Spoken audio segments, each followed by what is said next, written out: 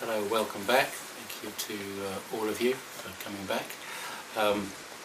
This last weekend I attended and participated in a wonderful weekend with Tom Campbell.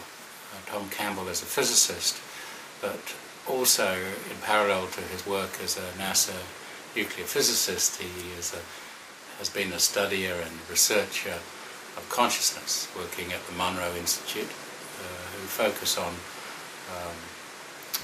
such exercises like out-of-body experience and remote viewing and what we may call altered states of reality.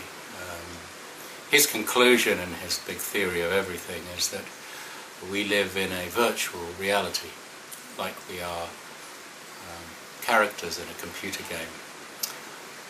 Let's say our bodies are, but in fact our consciousness resides elsewhere.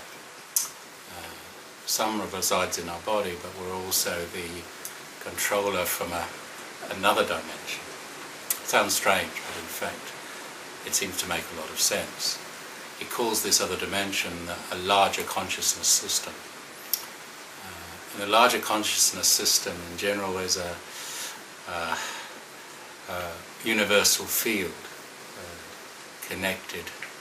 interconnected to all of us. It is what he would call a low entropy state. Another word for a low entropy state is a state away from fear and complication and degeneration and chaos. Another word for that is love. And one of the things he said, and it's one of the things that I feel very warm to, is that we have a choice in this life to live out of love, however flawed we are and however difficult that is and how many mistakes we make during that process. But either we live out of love and in love, for true love for our fellow human being, for animals, for nature, for our children and grandchildren. We have that choice. Or we can live in fear. Now, by living in love, it doesn't mean we don't confront fear. In fact, we confront fear every day of our lives. Fear is in this dimension, this time and space. Our bodies adapt to it. We have a physiology that responds to threats, to fight or flight, to fight or flee away. And in that state, our body produces certain chemicals, adrenaline and cortisol, that actually suppress our immune system, so we don't sneeze when we're running away. And we also learn in that situation we can breathe anaerobically, we hold our breath as we run away. And our bodies are designed to do that for a certain portion of our day, maybe 5% of the day. The problem is that we have stress that puts our body, unless we're very careful, into that state for far longer. And as a result we suffer from stress, which affects our state of mind, our immune system, everything we do, and our relationships. So we have these clear choices. Are we going to at least try to live in love, into a state of connectivity with community, doing what we can in service to others, and also a proper love for ourselves, a proper love for our own identity, a sense of humour about our failings.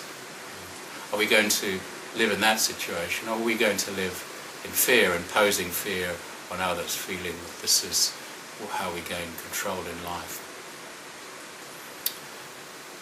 The psychopath needs a certain definition, I think, when we're balancing out love and fear. I have said oftentimes before what differentiates the true psychopath, the malignant narcissist. There's a very small proportion of people that create a huge amount of havoc in our world and our society, what differentiates them from maybe an extreme narcissist or the rest of society, is they take pleasure in the suffering of others. They take pleasure in putting people into a situation where they are fearful. This gives them pleasure. They're addicted to this. It seems likely that they do not receive love in the same way as the vast majority of the population.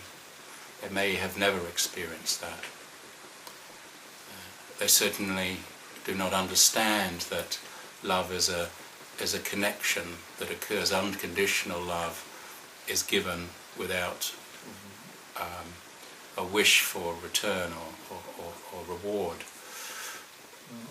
but that with patience that reward comes into people's lives as they are surrounded by other people who give love as well. And certainly it's a better way to be, as Tom would say, a situation where we're in low entropy, things become freer. When we pray, for instance, whatever God we pray to, or whether we just put an intent out there, we do it with a lightness, with a focus on love for ourselves and for others. Not a narcissistic love for us, not a false love, but a deep compassion away from blame and shame. The psychopath doesn't have this. This puts us in many ways at a great advantage, because the majority of people do have this situation, this wonderful gift. Not so many of us know about it, and not so many people, including myself, have been able to shed ourselves of blame and shame, compounded often by the psychopath's tactics. However, it does allow us to join together and form liaisons and partnerships which the psychopath can't. The psychopath is addicted to seeing others suffer.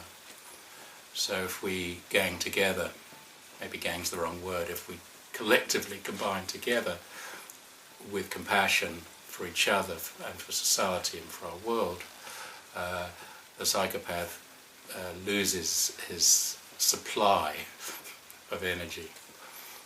The psychopath will notice somebody who's loving and try to extract that love, rather like a vacuum cleaner will try to extract something.